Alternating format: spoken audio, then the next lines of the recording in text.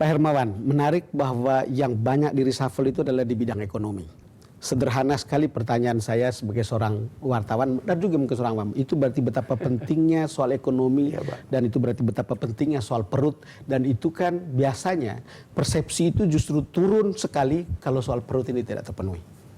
Iya Pak, jadi kan semua orang ya sudah nyorotin yang paling repot sebelum reshuffle ini ya ekonomi, dan saya yakin ini belum selesai lah, belum selesai, nanti akan berlanjut, tapi paling tidak kan ini testing the water dulu gitu, kayaknya on track ya nanti bisa dilanjutkan. Ada jilid 2 gitu. Iya, itu satu, orang semua ngomong ekonomi. Kedua, balik lagi yang saya katakan tadi, politik, ekonomi, sosial. Tapi ekonomi tidak mungkin disentuh sebelum ada konsolidasi politik, konsolidasi sosial. Dan sekarang waktunya. Konsolidasi politik sudah selesai kelihatannya. Dan sosial juga toh, harapan-harapan relawan apa sudah mulai ini, kemudian mulai harmoni, dan itu ditunjukkan Papua, kemudian ada Maria Felicia tadi, 17 Agustus, itu kan luar biasa. Betul. Dan yang ketiga, memang kalau kita ngomong HDI, Human Development Index, omong kosong kalau enggak.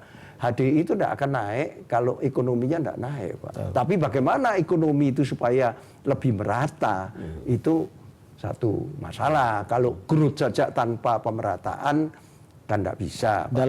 Dalam RAPBN kemarin dianggap angka ini adalah untuk menjamin pertumbuhan yang berkualitas, makanya lebih banyak dana itu ke daerah. Jadi satu saya lihat luar biasa. Baru kalau APBN 2015 akan ngomong lah, ini kan disusun oleh pemerintah yang dulu, APBNP juga nggak bisa terlalu, tapi 2016 langsung desa. Ini kan otonomi tingkat 3 ya. Sementara orang protes 2 ini tidak siap menaikkan 1, ini malah ketiga.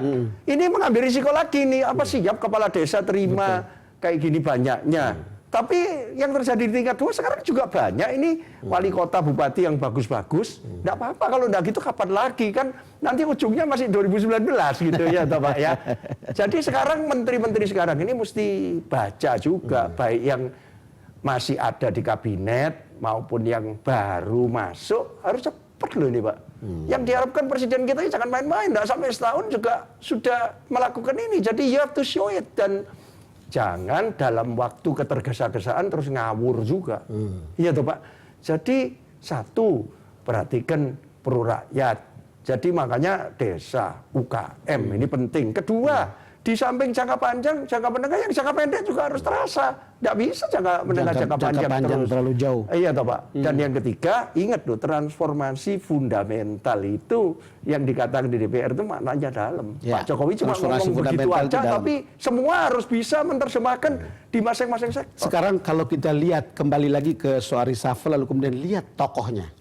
Apa yang Anda harapkan dari seorang Rizal Ramli ketika memimpin Kementerian Menko Maritim dan Sumber Daya? Ya ini kan sekarang dual. Ini sektor real yang langsung berkaitan dengan dual toh Pak. Jadi ada Menko Ikuin sama Maritim. Ini kayak real sektor sama yang apa financial sektor, katakanlah kayak begitu. Ini kan model baru ini, Pak. Dan ini kedua, saya lihat Pak Rizal Ramli ini ditarik untuk membuktikan Jokowi juga tidak cuma terus kemudian anti dikritik ya. Soalnya dia sangat mengkritisi. Apa-apa.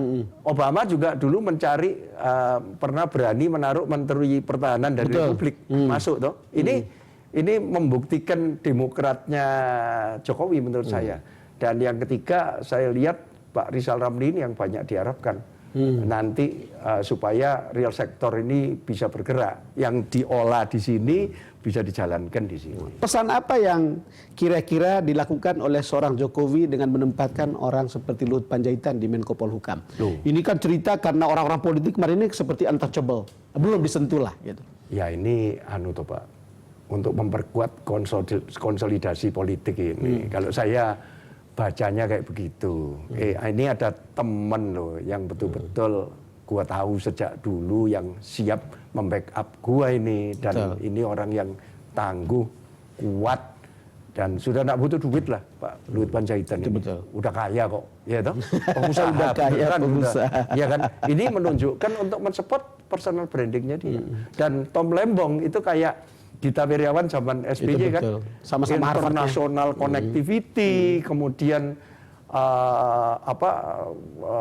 bisa mendatangkan investasi dan sebagainya, dan kita harapkan supaya kerja ini menjadi lebih real. Tetapi juga memang ada konsolidasi politik kelihatannya di dalam reshuffle kemarin. Setidak-tidaknya Ibu Mega mulai dijembatani keinginannya, misalnya Pramono Anung saya masuk. lihat Pak Ibu Mega ada di DPR. Thomas Lembong itu juga orang yang dekat. Iya, kan di DPR aku lihat Bu Mega bahagia sekali ya. Ya, apakah itu sudah 100% atau masih 80 saya tidak tahu. Tetapi ada perbaikan yang luar biasa ya. Pak Hermawan, terakhir, Anda bisa pertaruhkan optimisme nggak pada fase di mana kemudian Jokowi ini lebih kuat brand? Optimis Pak. Ini menurut saya strengthening the brand, kemudian juga leveraging the brand, Pak. Jadi brand Jokowi ini mau di-leverage ke menteri-menterinya. Aku sebagai seorang leader, entrepreneur, dan marketer sudah kasih contoh kayak gini. Tolong menteri-menterinya sekarang harus juga kayak begitu. Leveraging the brand ya. Strengthening and leveraging the brand, Pak. Pak Hermawan, terima kasih sudah datang ke NPS To The Point. Sukses, Pak. Pemirsa, demikian perbincangan saya dengan Bapak Hermawan Kartajaya soal reshuffle. Anda silakan mengambil kesimpulan sendiri. Pak Hermawan sudah mengungkapkan banyak hal yang Anda bisa ambil kesimpulannya. Pemirsa, kami akan kembali selepas jeda berikut.